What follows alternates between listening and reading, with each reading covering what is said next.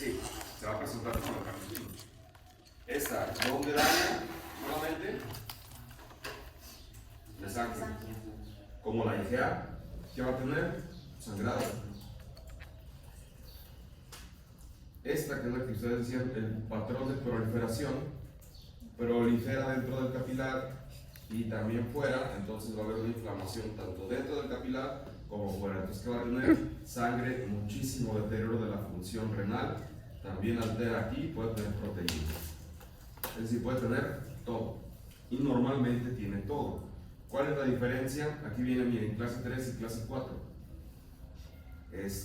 Las dos se presentan igual, solamente la clase 3 destruye la mitad del riñón y la clase 4 más de la mitad del riñón, por eso se dividen así. ¿A qué se parece? Son las membranosas, ¿no? Clase 5. ¿Cómo se va a presentar? Pura proteína. Y la clase 6 es destrucción total del riñón. Sí, ya estos llegan en enfermedad renal crónica para hemodiálisis normalmente. Es como va avanzando la destrucción. ¿Vale? Y para acabarla, el lupus puede combinar. Puedes tener un 1 más 5, un 2 más 5, un 3 más 5, un 4 más 5, es decir, se puede combinar todo, por eso es un poco complicado. El punto es de que estas enfermedades se pueden presentar como les dé la gana. ¿Sí? Por eso no tiene un pico de edad, pero por lo general son en mujeres jóvenes. ¿Sí? No hay un síntoma cardinal. La hematuria puede ser variable, la hipertensión puede ser variable, la enfermedad renal crónica puede ser completamente variable. El complemento puede ser completamente variable. Algunas formas de lupus la baja, otras no. ¿Sí? Y todas requieren biopsia. Entonces, el lupus, por eso no existe aquí lupus, porque puede presentarse como cualquier otra enfermedad, lamentablemente. Entonces, en el otro cuadrito, el lupus, ¿qué puede causar? Todo al mismo tiempo y en todas partes. ¿Sale? De los lúpicos, 60%, que es por eso ustedes van a ver esta enfermedad más a detalle en reumatología. Deberían, si es que ya la vieron, ¿no? Sí. Los lupus, prácticamente el 50% del temario de reuma. Pero de ellos, más del 50% va a tener nefritis lúpica y eso me encargo yo de tratarlo. Sí, la gran mayoría la va a presentar al año y medio o a los 2 años de haber iniciado la enfermedad. Una cosa es que tengan sus manchitas de mariposa en la cara y se le inflama el huesito, pero se ataca el riñón, ya es otro cantar. Estos pueden tener mortalidad muy alta, hasta un cuarto de ellos pueden morir y 30%, 3 de 10 van a quedar en enfermedad renal crónica. Entonces, si ven, es algo muy catastrófico. Afortunadamente, con nosotros, el manejo con los nefrólogos, actualmente con el tratamiento nuevo, 95% a 10 años vive, no decimos que así, buenísimo, ¿no? Pero por lo menos viven estos pacientes. ¿Alguna otra duda?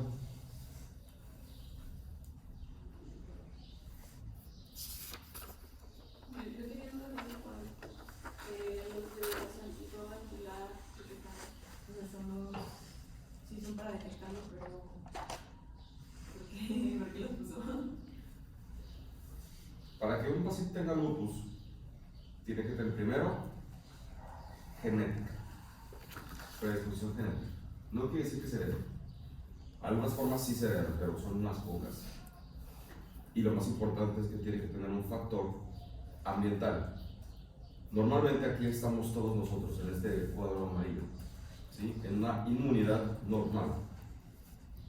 Tu genética hace que tengas una autoinmunidad benigna. ¿Qué es esto? Produces estos anticuerpos que están aquí, estos naranjas, los produces tú normalmente, pero no te atacan. Ahí está. Y son anti-ROA, todos los anticuerpos, son muchísimos, sí, los anticuerpos que se pueden producir en lupus. Los ANAS son los más comunes, los anti-SMIT son los más comunes, específicamente hablando de lupus. Pero estos anticuerpos que tú tienes aquí es autoinmunidad benigna, es decir, los tienes circulando en la sangre, pero no te van a atacar. Llega un factor ambiental, los activa, ahora tu inmunidad benigna ya es una autoinmunidad patológica. Por eso, tú naces con anticuerpos, pero no te atacan en la infancia. Hay lupus senil, o sea, que da a los 70, 80 años. Eso depende de los factores ambientales.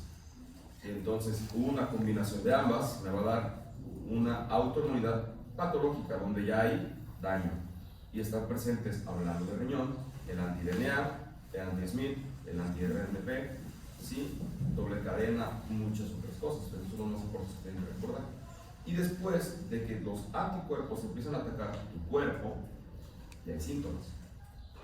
Pero es una cadena de hechos que te tienen que dar.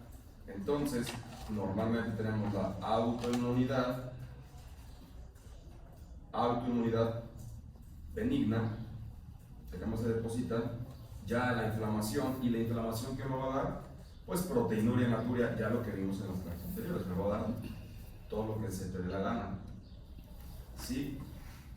Lo malo del lupus es que como puede ser tan dañino, si llega, inflama los túbulos o los glomérulos y los medio destruye y deja las puertas abiertas, aunque ya no hay inflamación, las puertas siguen abiertas porque ya se destruyó, y pueden tener hematuria, proteinuria y deterioro todavía simplemente por la cicatriz que deja.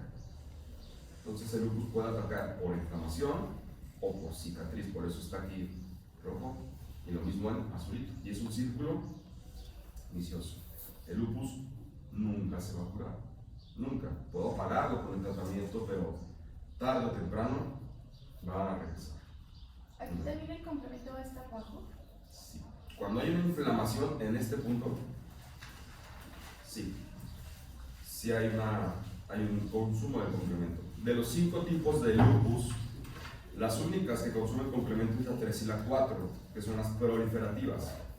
La 1, la 2, la 5 y la 6 no lo consumen.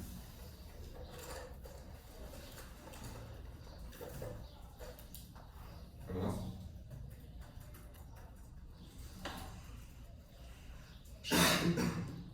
Como tal, ¿el tratamiento cuál es? Porque vi que había metil o ciclofosfamida. ¿Cuál vendría siendo? El tratamiento. El tratamiento del lupus pueden ser de 3 maneras. Cualquiera de las que empleen está bien. Lo que tienen en común es que todos van a empezar con 3 bolos de metilprednisolona. ¿Sí? Lunes, martes, miércoles, 3 bolos. Jueves ya tienen prednisona o miligramos por kilogramo. ¿Sí? Pero lo vas a combinar con ciclofosfamida, 0.5 a 1 gramo por metro cuadrado de superficie corporal. Metes tu peso y tu altura en una calculadora y te da tu superficie corporal. Lo multiplicas por este valor y te da la dosis. A ese esquema se le llama esquema internacional, el NIP. Tenemos otro, y esto se hace bolos mensuales, o sea, una vez al mes, por 6 meses. El otro es el esquema europeo, que se le llama Eurolupus. Eso es, no importa cuánto peses, te voy a dar 500, o sea, medio gramo de cajón, pero cada 15 días por 6 dosis, que vienen siendo 3 meses. O micofenolato de amofetilo, 1 gramo vía oral, que serían 2 tabletas, porque son de 500, cada 8 horas. Entonces, tú puedes utilizar cualquiera de los 3. En los latinos se recomienda un poco más el de micofenolato. Pero cualquiera de los que se tenga a la mano se puede utilizar. ¿Sí? Entonces, aquí hay otra cosa. Todas las enfermedades que vimos en la clase anterior, tú le dabas el tratamiento, se acababa y adiós, ¿no? A su casita. Bueno, esta no. Esta tú tienes que matar la enfermedad, pero dejarle el pie en el cuello. Es decir, tienes que dejarle mantenimiento, porque si no lo haces, se va a volver a levantar rapidísimo. ¿Okay? El mantenimiento es, otra vez, con bolos bimensuales, es decir, cada 2 meses, de ciclofosfamida, o utilizar azatioprina 2 miligramos por kilo al día, o micofenolato 1 gramo cada 12 horas. ¿Qué quiere decir eso? Yo voy a tratar a un paciente con lupus, nada más necesito ver eso tabla. ¿Qué le voy a dar? Metil más esta o esta o esta. Termina mi tratamiento, que pueden ser 6 meses, que puede ser 3 meses y que es 1 año. Después voy a continuar con cualquiera de estas. ¿Sí? Cualquiera. Para fines de examen, este es el tratamiento, cualquiera de estos 3. Y después recuerden, la única hasta el momento que ha tenido mantenimiento.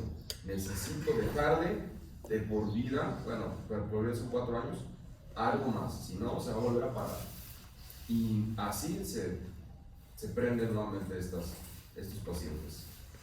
¿Correcto? Es entonces 6 meses, 3 meses y 1 año. No, porque si no nos va a preguntar en el examen, ¿verdad? Pues con que me digan este. Pero, ¿cómo ven? ¿Por qué solamente en latinos es el micofenolato? ¿Por qué latinos? Porque en los estudios internacionales que se hicieron, no hay ninguno que se aplique a la población latina, pero en los subgrupos se cuenta que los estudios, para poder decir que esto funcionó, agarraron 15,000 personas en distintas partes del mundo. La población latina, pero de Estados Unidos, vieron que comparando todo esto les iba un poquito mejor, vivían un poquito mejor los latinos, pero de Estados Unidos, no todos. Entonces algunos dicen, bueno, pues es la misma fregadera, pues nosotros nos va mejor con ese, pero no hay algo que sean mexicanos como tal. Nosotros hicimos un estudio en México y nos va mejor con el primero. Pero es muy poca la cosa. ¿Sí? Les va mal a los pacientes, a fin de cuentas, porque la ciclofosfamida pues causa esterilidad, después el tipo causa cáncer, etcétera, etcétera. Y esta pues es muy difícil que la toleren porque es demasiado agresiva para el estómago. Entonces casi todos a los 2 meses empiezan a vomitar mucho y que no la pueden tomar. Pero bueno, es lo que hay. Hay muchas otras cosas. Probablemente en reumatología vean otros tratamientos, rituximab o algunas otras cosillas que les diga la doctora. Hablando de nefrología, utilizar rituximab o darle un subus es prácticamente lo mismo. Pues por eso nosotros presentes. ¿Sí? Muy bien, entonces vamos con las clases de hoy.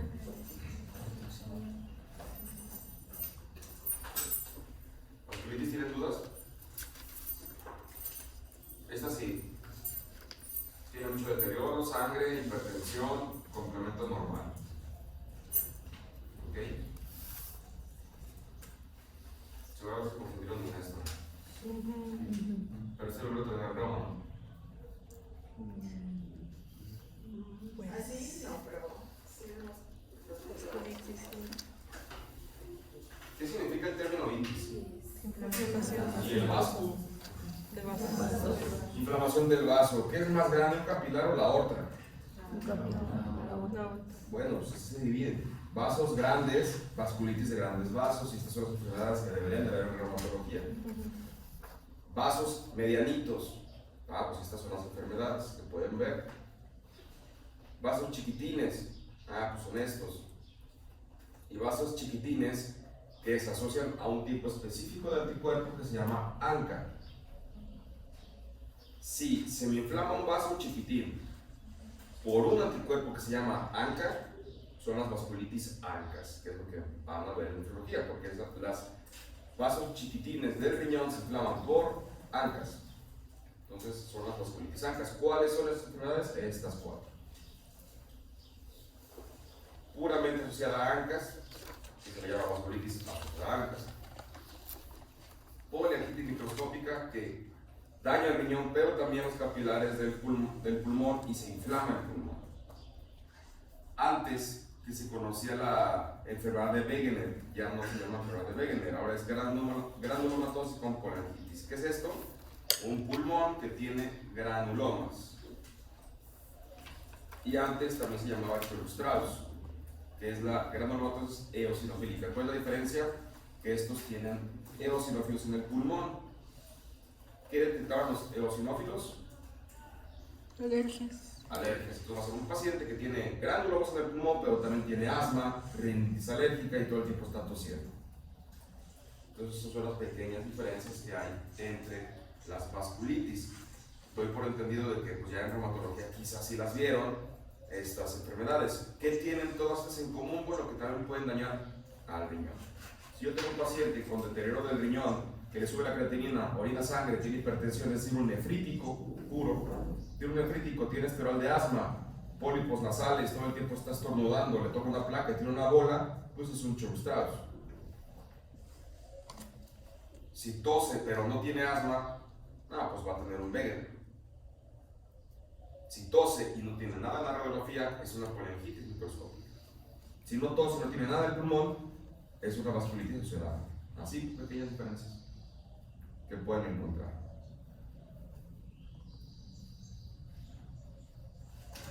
¿Alguna otra duda que tengan de Venegas? Todo lo demás está como muy claro. ¿Qué pueden causar? ¿Qué vamos a encontrar?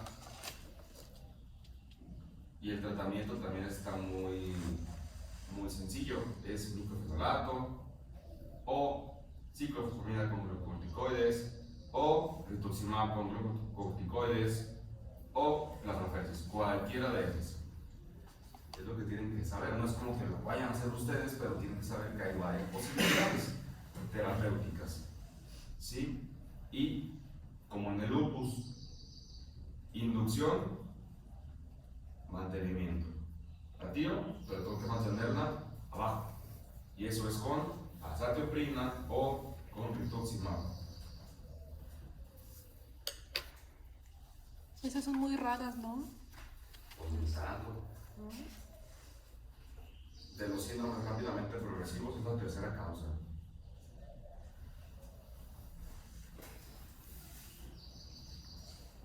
Y esta esofaringitis en las 2 semanas se les amoló el riñón.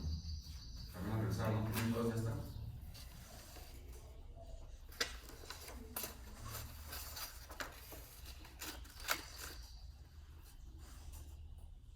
¿Qué tienen que hacer? Pues nada más tratar la infección.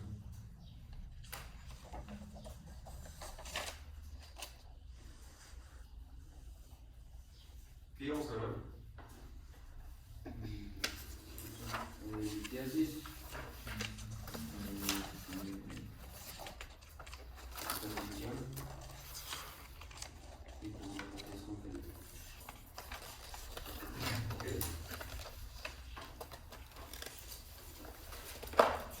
¿Cómo se han sentido con sus obras buenas que hacen cada facial?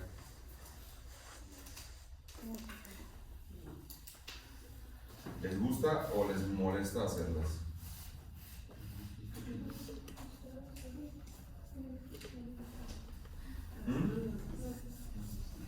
¿Les gusta? ¿A alguien le disgusta hacerlo? ¿Sabes qué gastar? Creo que todos compran muchas cosas, no es necesario. Pueden ir a hablar con un viejito o algo que pagan, pero no tienen que gastar tampoco. ¿Sí?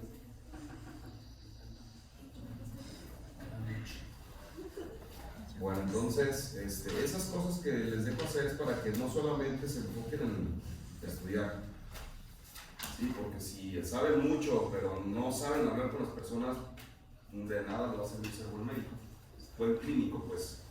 Otra parte es la empatía. Ustedes ya han visto muchos pacientes, cuando van conmigo a la hemodiálisis, ven cómo están todos sentadillos y tristes, ¿no? ¿Alguna vez se han preguntado qué pensarán ellos? Cuando ven llegar a 20 chavos que se les quedan viendo. Yo creo que luego se da de sentir raro. Por ejemplo, cuando a ti te toca ser el paciente, se siente raro que lleguen personas que no conoces a verte. No sé. Que estén ¿Les ha susurrando tocado cosas. platicar con pacientes? Sí. ¿Y cómo se comportan ustedes?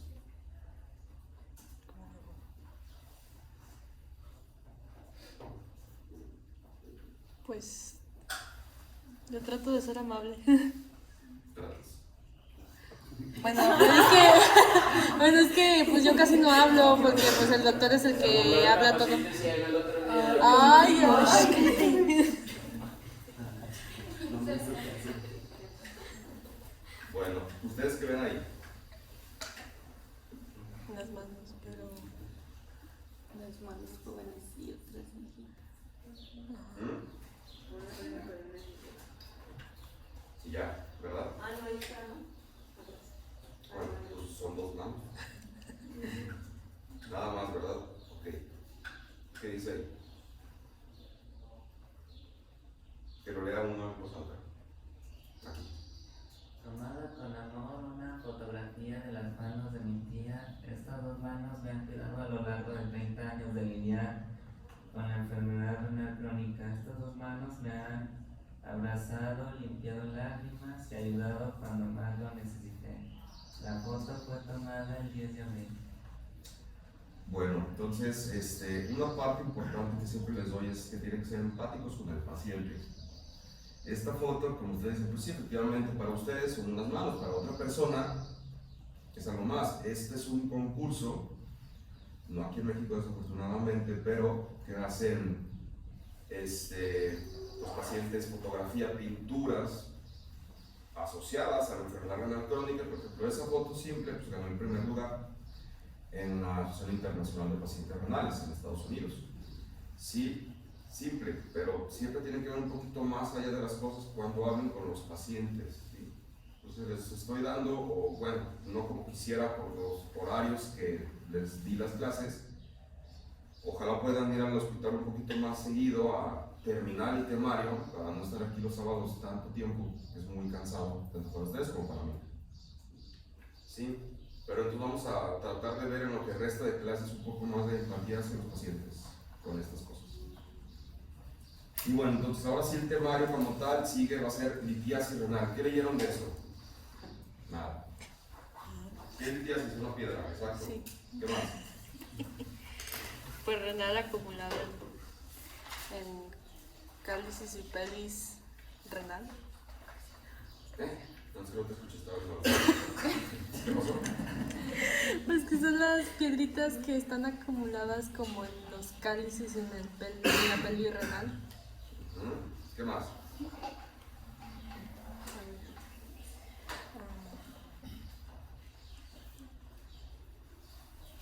Ya. Bueno, también dependiendo del nivel en el que se encuentre, ¿verdad? Puede Pero, generar obstrucción, ¿no? Sí. si están los ureteros. Son litos, como dicen, piedrecillas, pero vaya, son minerales, ¿no? Los litos es un acúmulo de minerales que se pueden formar en cualquier parte del sistema tubular, donde sea, arriba, abajo, en medio, enfrente, atrás. Eso es lo importante. ¿Sí? Hay varias definiciones, como por ejemplo, para no redundar, la litiasis renal, esta es la definición exacta, ¿sí? Que están adheridos a las papilas renales, ¿sí? Es decir, recuerdan que estaba la lámina cribosa donde llegan todos los tubulillos, ahí se empiezan a formar, es como la coladera, y de ahí si pasa una piedrita empieza a circular, se pega en lo que sigue del torrente de los túbulos y empieza a agregarse más y más y más y más y más minerales. ¿Sí? La urolitiasis es la presencia pues, de los litos con diferentes composiciones, ya como decían, en los cálices, pero ya salió del sistema tubular, ¿okay? Ya no está como tal en el parénquima renal, ya está en las tuberías. Pero ¿qué es esto? Lo importante no es la piedra, es el proceso de formación. Esa piedra se formó ¿de qué? De minerales que estuvieron ¿dónde? En la lámina cribosa, en la papila. ¿Qué pasa si en lugar de salir se acumularan ahí hacia el otro lado? El riñón se puede calcificar. Literalmente el riñón se puede hacer piedra, ¿ok? Y eso se le llama nefrocalcinosis. Y evidentemente estos pacientes van a llegar a tener que enfermedad renal crónica, se van a tener que dializar en algún punto, porque todo el tejido funcional va a destruirse y va a formar pura piedra. ¿Okay? Es prevalente, ¿sí? Hasta el 10% de la población. El semestre pasado había una alumna que tiraba piedras como loquilla. Entonces no sé si alguno de ustedes ha tenido un cuadro de litiasis. Qué barbaridad. Porque es importante, conocemos lo del ultrasonido, agarramos a los malitos, como por ejemplo Erika, entonces, para ver sus piedras. ¿Sale? Bueno, esta porcentaje esta prevalencia cambia mucho dependiendo del área geográfica. ¿Por qué creen? La dieta. Pues, la alimentación. Ahora les paso algo así. ¿Qué? La dieta. Exacto, por la dieta. La dieta del mexicano es riquísima en fósforo, riquísima en oxalatos, riquísima en muchas cosas que son el pegamento para que las piedras se formen, pero también los asiáticos, etc. Entonces, en Estados Unidos, que es la más cercana que tenemos nosotros, los hombres tienen un poquito más, pero por la dieta, ¿ok? Como tal, es un poquito más prevalente en nosotros también. Esto es del 2012, no hay mucha estadística como tal, pero lo que sí se ha visto es, vean ustedes, en los 60s, en general, la prevalencia era de 2.6%. Y ahorita, 2010, 4 veces más. ¿Por qué? Por la dieta. Los conservadores, las comidas enlatadas que tienen muchísimo sodio, etc. O sea, todo eso hace que nuestro sistema tubular se sobrecargue de electrolitos, de piedras, de mini piedras. Imagínense que todos los electrolitos son como granitos de arena. Uno no hace nada. Muchos ya pueden formar una pequeña piedrita que va a causar muchos problemas. El único estudio que tenemos en México pues es de los 80s, que más o menos decía que 2.4 hasta 5.8 personas por cada 10,000 iban a tener piedras, que es una parte, es una estadística muy alta. O sea, sí nosotros nos enfermamos bastante. Vean, mientras otros países andaban en el máximo 8%, hasta el 11% en un estudio de Medina de 2002. En México es por nuestra dieta prácticamente, ¿ok? Afortunadamente en el país sí tenemos piedras, pero son los poquitos los que se complican a algo ya más grave. La mayoría pues es que estén aventando las piedras, que si ya tuviste un cuadro de lituria es cuando orinas la piedra, imagínense, para que baje y salga, dicen que duele más que un parto, los pacientes que han tenido un parto, ¿no? ¿Vale? Ok, entonces, las piedras pueden ser de dos maneras. Cálcicas, que es la gran mayoría, y las no cálcicas, que son las menos, ¿no? Entonces, ¿qué tiene calcio? ¿O a quién le gusta la leche? El queso, perfectísimo, ¿no? Todos los embutidos también, algunas frutas y verduras también, es decir, pues todo tiene calcio. Absolutamente todo. Las tortillas, nosotros, los mexicanos, también tienen muchísimo calcio. Entonces, el calcio, las piedras cálcicas son las más comunes a nivel mundial. Desafortunadamente no es tan fácil, o sea, no nada más son cálcicas y no cálcicas, hay muchos otros combinaciones, sí, que tenemos que ver. Por ejemplo, cuando llega un paciente conmigo que tiene piedras, doctor, tengo piedras, ¿qué hago? Bueno, sin estudios, por estadística, ¿qué va a ser? Sí, una piedra cálcica, ven ustedes, de oxalato, que son estas, y las otras son de fosfato más oxalato. Sí, es decir, si nosotros le diéramos un martillazo a la piedrita, la partimos en muchos pequeños pedacitos y lo analizáramos, que eso se llama perfil biofísico de piedra, nos van a decir, tu piedra tiene un 20% de este, un 70% de esto, 10% de aquello, etc. ¿Y qué podemos hacer nosotros? Pues darle venenos para destruir específicamente esas partes de las piedras. Casi nadie hace ese estudio metabólico en los pacientes, Pero a fin de cuentas, por estadística, aunque ustedes no sepan absolutamente nada de eso, no importa. Si hay un paciente que tiene piedra, ¿qué es lo que va a tener? De primera instancia, vean, calcio, ya sea con oxalatos o con fosfatos. ¿Qué es el fosfato? Fósforo. ¿Qué tiene fósforo? Coca-Cola. Por eso la creencia de la coca daña los riñones. No es que la Coca-Cola dañe los riñones de que te va a dar enfermedad renal, pero esa carga tan excesiva que tiene de ácido fosfórico va a hacer que los pacientes que tienen predisposición a formar piedras, ¿qué hagan? Formen muchas piedras. Y el problema no es hoy, el problema es en varios años, porque se empiezan a formar, digamos, 15 nichos chiquitos y en 10 años van a ser 15 piedras. No es como que se forme una y luego la otra, no, se forman muchas al mismo tiempo. ¿Ok? Entonces, lo más común entonces pues van a ser esas, efectivamente. La primera es ¿cuál?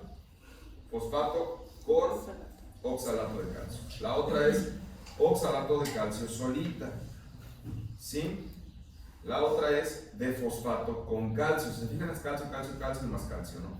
Y las otras, que son las más raras, la cistina, que es una enfermedad genética, la estrubita también, las de ácido úrico, que también puede ser posible, los pacientes que tienen la gota y eso, ustedes ya vieron en la clase del ácido úrico, más o menos lo medio comentaron, pero es importantísimo. Y esta es muy, pero muy destructiva, la que tiene ácido úrico. Hace poco en el medio privado tengo un paciente de 33 años de edad con gota y deterioro de la función renal. Yo iba buscando, pues, que estaba tirando proteínas y estaba deteriorando el riñón. En México, ¿qué pudiera ser? La esclerosis. Cuando la nefropatía. ¿Cuál dijimos que era la más común en México que puede deteriorar el riñón y tira proteínas? La focal segmentaria. Exacto. Yo iba buscando una focal y segmentaria porque no tenía ninguna otra cosa.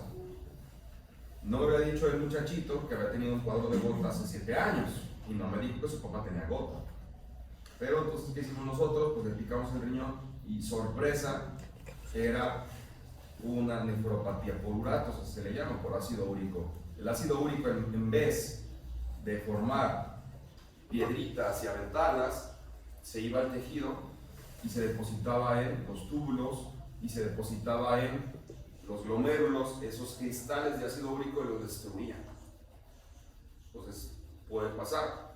Si es por calcio, nefrocalcinosis. Si es por otra cosa, por el efecto en este caso, nefropatía por ácido úrico. Pero afortunadamente es de los menos casos. ¿Ok?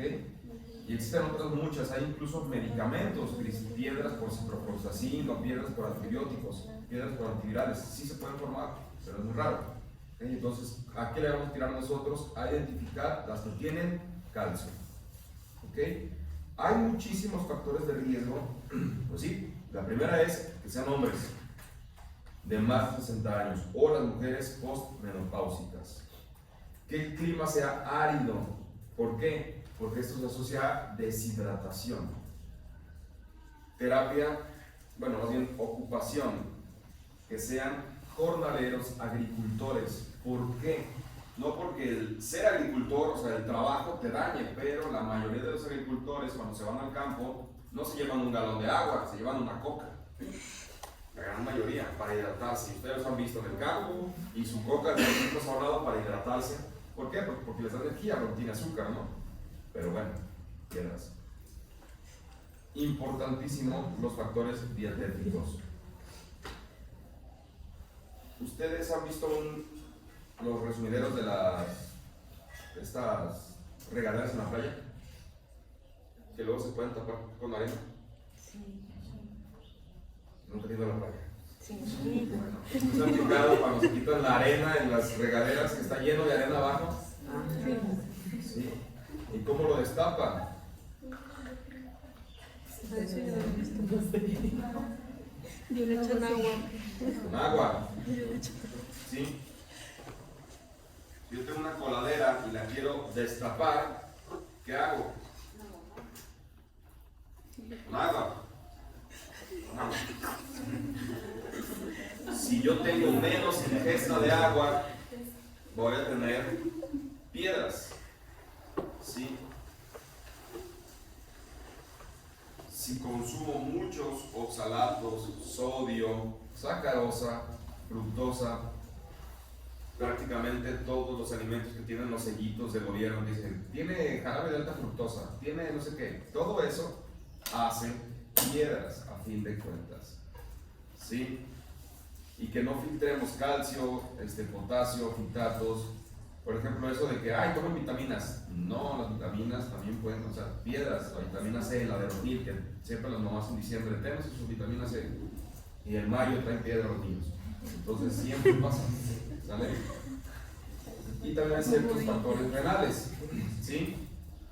Que llegue mucho calcio al riñón, muchos oxalatos, que no tengamos citratos. Ahorita les explico por qué los citratos. Las malformaciones renales, los riñones en herradura, que tengamos doble pebrecilla, es decir, malformaciones ya como tal pueden asociarse a la formación de piedras. Y los clínicos, también hay ciertas enfermedades que predisponen para formar piedras, como por ejemplo la gota. ¿Por qué la gota? Pues por el ácido. El hiperparatiroidismo, ¿por qué? Pues porque van a tener reabsorción de calcio y de fósforo, va a haber mucho calcio y mucho fósforo. La diabetes mellitus, ¿por qué la diabetes mellitus? Por la inflamación de los capilares, los empieza a cerrar, se concentra más todo, todos los electrolitos se concentran en ciertas zonas y ahí se pueden depositar más fácilmente. ¿Ok? Otras enfermedades más difíciles que vamos a ver en las siguientes clases, como la acidosis tubular renal, las enfermedades inflamatorias intestinales, ¿por qué? Porque tienen una mala absorción, ¿sale? Cirugías bariátricas, intestino grueso, es decir, problemas intestinales que alteran la absorción de los nutrientes, de las vitaminas, pueden hacer que nosotros tengamos depósitos de piedras. Entonces, en realidad, porque es la pregunta, siempre que vayan a ver a un paciente, porque llegan muy frecuentemente con los médicos generales, más que nada por el dolor, ¿sí? Pero siempre llegan. Entonces, estos pacientes van a decirles, oiga, ¿por qué me dio? Es difícil comentarles por qué, porque es multifactorial. ¿Qué quiere decir multifactorial? No solamente es una cosa, son varias. Puede ser por genética, alteraciones del metabolismo, o sea, por cualquier cosa que se haya presentado, te pueden dar piedras. Entonces hay que tener bien claro que no solamente es un factor. Si bien lo podemos achacar a ciertos problemas propios de la persona, ¿sí? Como síndrome metabólico, diabetes o dislipidemia, por ejemplo el colesterol, pues que tiene mucho colesterol, pues el colesterol ayuda a las piedras a que se peguen, es como resistor. Entonces hay que controlar esas cosas, pero en realidad son gran factores, muchos otros factores. Aquí en la presentación les voy a dejar cuáles son los más comunes de cada uno, pero prácticamente lo que ya estaba en la diapositiva previa. ¿Ok? Ahora, hay ciertas cosas que favorecen la cristalización, medicamentos, estos sí los tienen que tener bien presentes. ¿Sí?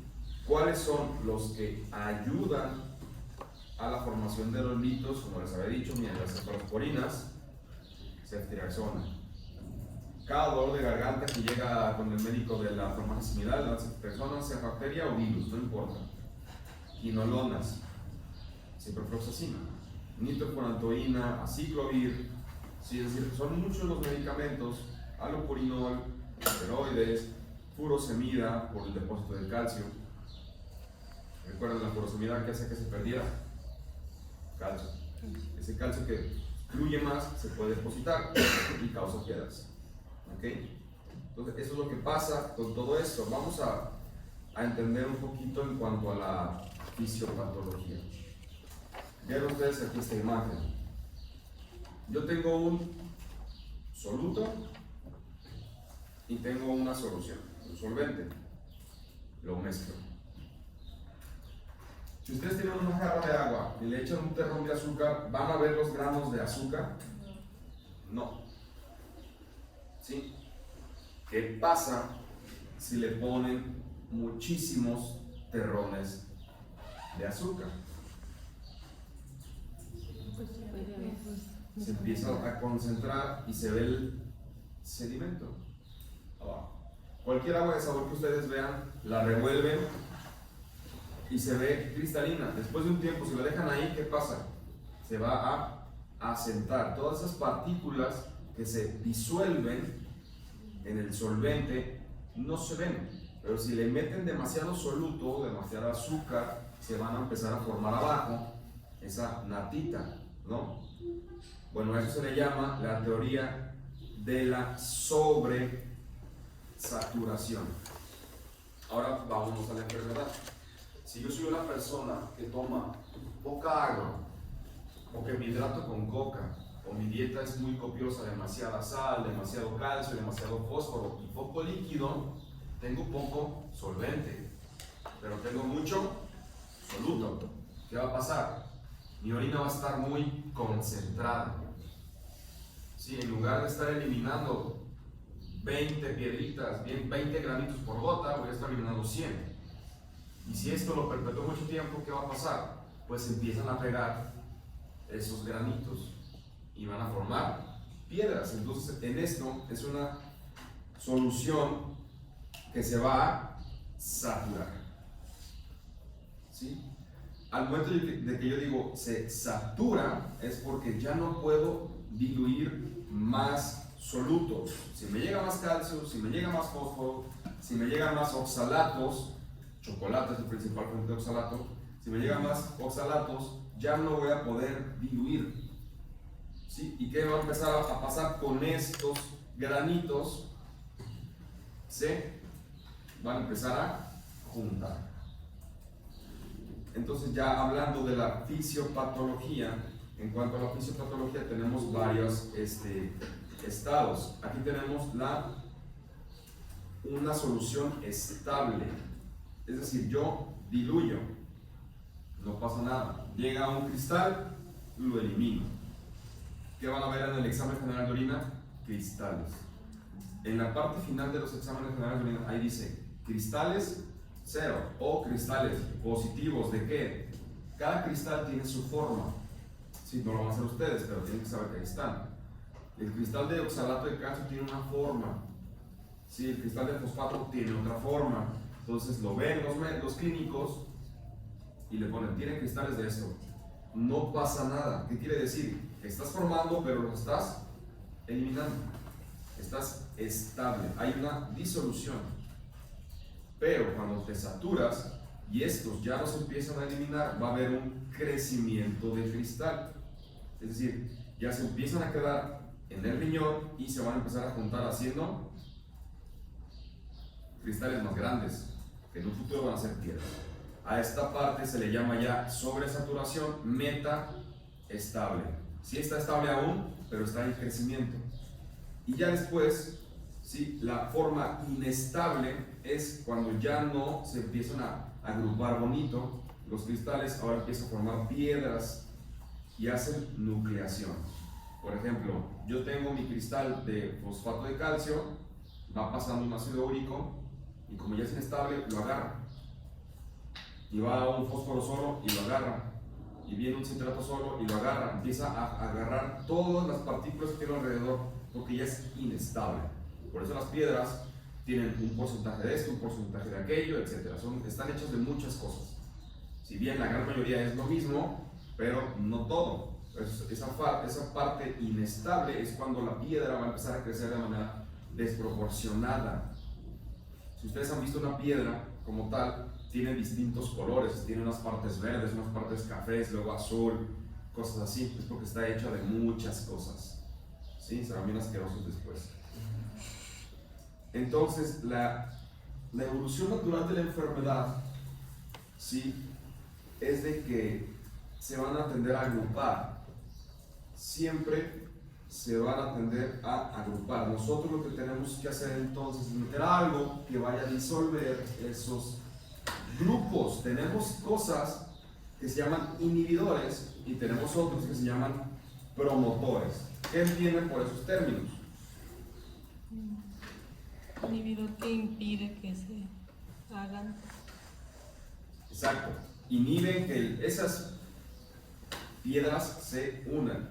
¿Qué me inhibe? Los litos, la nefrocalcina, el magnesio, pirofosfatos, citratos, la proteína de TAMS, Horsfeld, que es la bromodulina, que recuerden se produce en el asa, ¿sí? Entre otras muchas cosas, la albúmina, etc. Entonces, hasta esta diapositiva, si yo quisiera hacer que una persona que hace piedras cada mes ya no las forme, que tendría que darle los inhibidores. Oiga, tómese una pastilla de magnesio, tome citratos, ¿sí? Tome pirofosfatos, ¿ok? Existe el citrato de magnesio, el citrato de potasio, vienen ya en cápsulas, entonces tómeselas. Estos inhibidores van a hacer que ya no me formen piedras. A las que ya tiene formadas, pues ni modo, van a salir, pero ya en un futuro no me va a formar. O la otra, yo tengo promotores. ¿Qué tendría que decir al paciente? Evite los promotores, que viene siendo que orine menos de 2 litros. ¿Qué tengo que hacer? Que tome más agua. Que el pH no esté más de 7. Que tengo que hacer? Acidificar la orina, hacerla más ácida. Eso lo hace el citrato, ¿ok? Pero que no esté tan ácida. Entonces es un equilibrio. Evitar los hiperuricosúricos, como el albupurinol, ¿sí? Evitar la hipercalciuria. ¿Qué quiere decir esto? ¿Sabe qué? Ya no coma calcio, ya no coma queso, ya no coma leche, ya no coma embutidos, bájele a esa parte. Y la hiperoxaluria, ya no coma oxalatos. Y esos dos combinados hacen la mayor parte del tratamiento en realidad. ¿Estoy viendo de qué es la piedra? Pues no, la verdad no, pero por estadística, si hago eso, le voy a pegar, sea lo que sea. ¿Ok?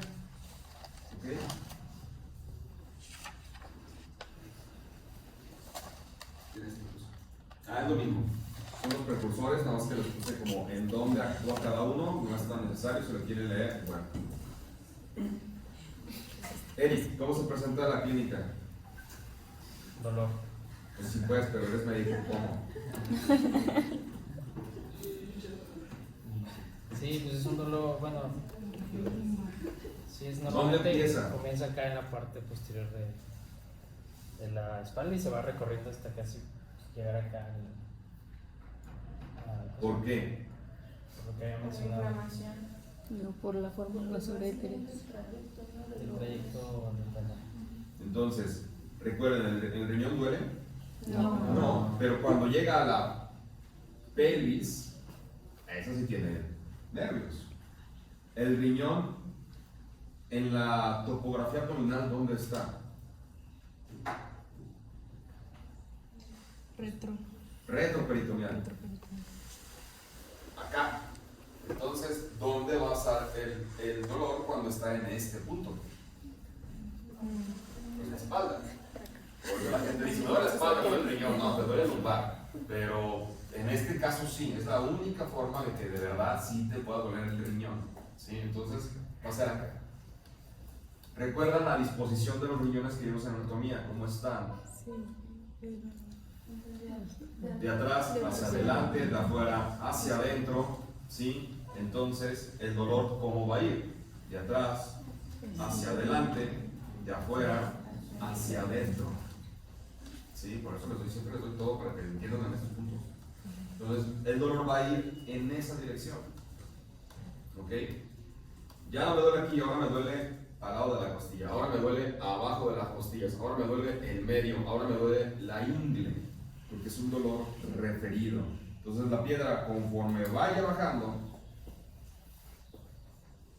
me va a dar el dolor. Recuerden aquí, la primera es posterior, y ya después, en el anterior, es de atrás hacia adelante, de afuera hacia adentro y hasta la Cuando la piedrita llega a la vejiga puede dar ardor al orinar, disuria, como si tuvieran una infección.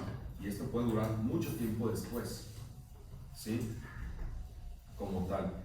Efectivamente hay como los puntos, hay el punto costovertebral, costolumbar, como para que puedan, pero en realidad es la dirección, son los puntos ureterales, básicamente, ¿sale?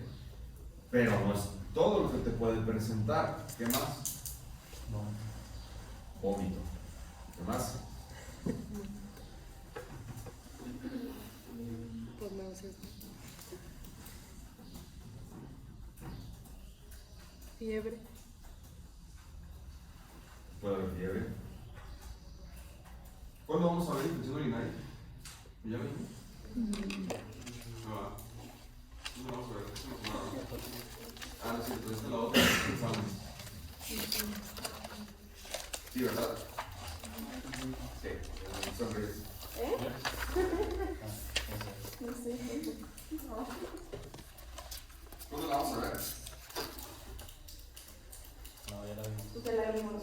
¿Ya la vimos? Nosotros. Ah. ¿Cuál es la diferencia entre pielonefritis y esto? Es que tengo muchas cosas en la cabeza. ¿Cuáles eran los síntomas de pielonefritis? Bien.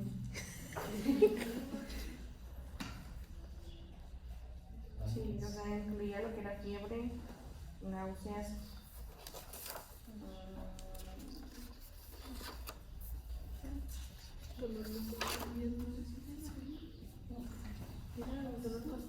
¿Alguien más?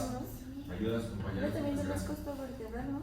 ¿Eh? Dolor costovertebral. ¿Cuál es la diferencia entre la pielonefritis y una piedra en cuanto a la clínica? La piedra también puede dar fiebre. ¿Eh? También la piel.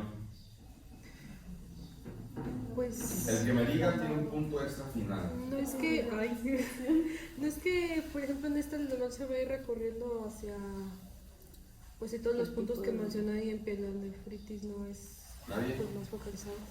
¿Cuál es la diferencia? En uno está inflamado y en este no, porque pues es la piedra. La respuesta es ninguna.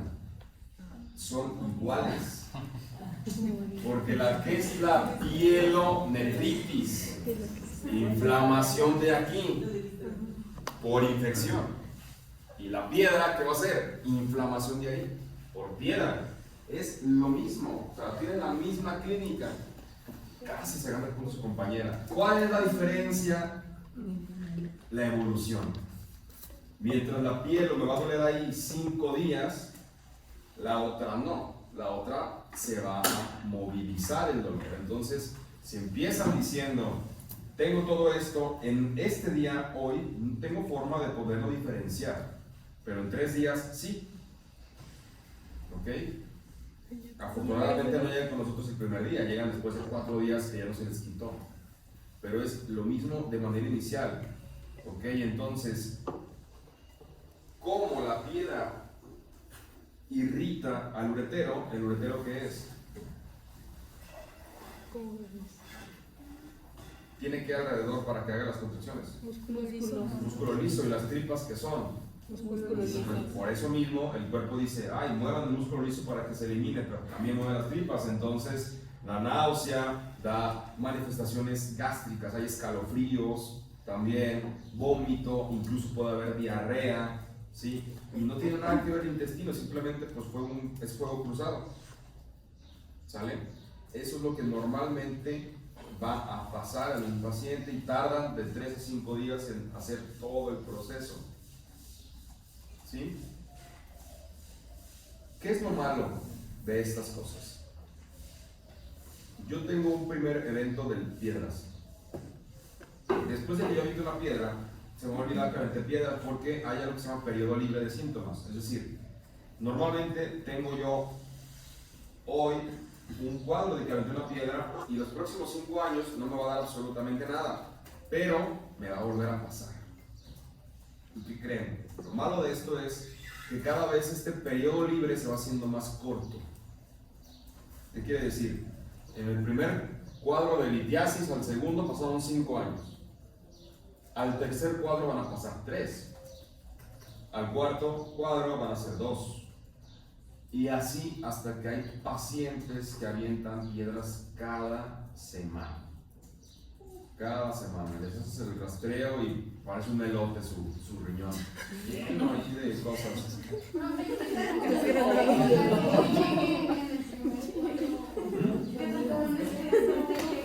Nadie. Lamentablemente nadie, porque dice la gente, ay, ya pasó, quién sabe, y le vale madre. Hasta que ya aventaron otro y dicen, ah, otra vez, y ahí es cuando empiezan a ir con el especialista. Lamentablemente, pues ya cuando llegan y vuelven a aventar una piedra, no es, ay, ya se acabó, no, ya tienen otras 5 en camino. ¿Sí? Entonces, por eso les digo, o sea, estas enfermedades las manejamos entre 2 especialistas. ¿Qué hace el urólogo? El urólogo es, pues, llega, quita y se va. Recuerden, los cirujanos cortan, sacan, cierran, al cabo. Nosotros lo que hacemos es, ya la ciencia, ok, ¿de qué es? ¿Qué vamos a hacer para evitar que se forme? Lamentablemente cuando llegan con nosotros ya tienen otras 5, entonces primero quítalas, urólogo, después lo veo yo para evitar que vuelva a formar. Esto no es perfecto, pero en lugar de que aviente una piedra cada 5 años, por ejemplo, Eric, que por estadística, ¿cuándo la aventaste? En la pandemia. Te va a tocar el próximo año. No se tocaba. No es que el próximo año tenga, por estadística, pues. ¿Sí? Pero con un tratamiento adecuado puede que lo haga en la residencia, es decir, lo alargas, utilizando heridas, pero lo alargas mucho tiempo. Y lo más importante es que evitas la nefrocalcinosis y que vaya a quedar ahí en diálisis, por ejemplo. ¿Ok?